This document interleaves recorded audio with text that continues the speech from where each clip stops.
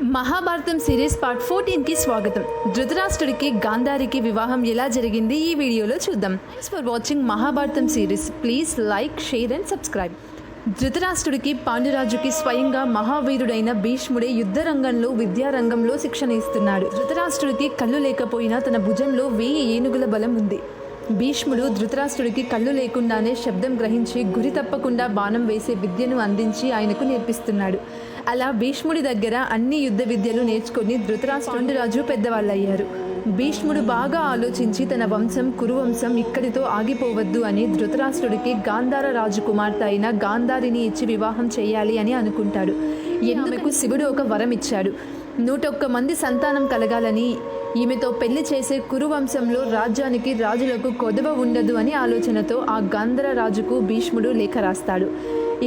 ఇలా మా రాజకుమారుడు అయిన ధృతరాష్ట్రుడికి మీ గాంధారిని వివాహం చేద్దామని అడుగుతాడు. భీష్ముడికి ఎదురు చెప్పే ధైర్యం ఈ భూలోకంలో ఎవ్వరికీ లేదు.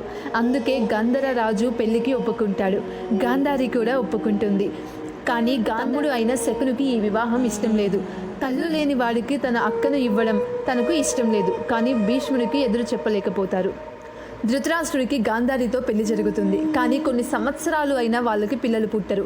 గాంధారికి 101 మంది సంతానం వరం ఉన్నప్పటికీ ఒక్క కుమారుడు కూడా పుట్టలేదు. దీంతో భీష్ముడు గాంధారి చెల్లెళ్ళైన మిగిలిన 10 మందిని కూడా పెళ్లి చేస్తాడు ధృతరాష్ట్రునికి. భర్తకి కళ్ళు లేవు అని అందరూ గాంధారి దగ్గరకు వచ్చి నవ్వుతూ ఎగతాళి చేస్తూ ఉంటారు. అది చూసి గాంధారి తన భర్తను ఇలా ఎగతాళి చేసిన వారి ముఖం చూడాలి అని నాకు లేదు. నా భర్త చూడలేని లోకాన్ని నేను చూడను అని తన కళ్ళకు గంతలు కట్టుకొని అంధురాలిగా మారిపోయింది. పార్ట్ 13లో యమధర్మరాజు విదురుడి రూపంలో ఎందుకు పుట్టాడు అనే వీడియో లింక్ డిస్క్రిప్షన్లో ఉంది. Please watch. For more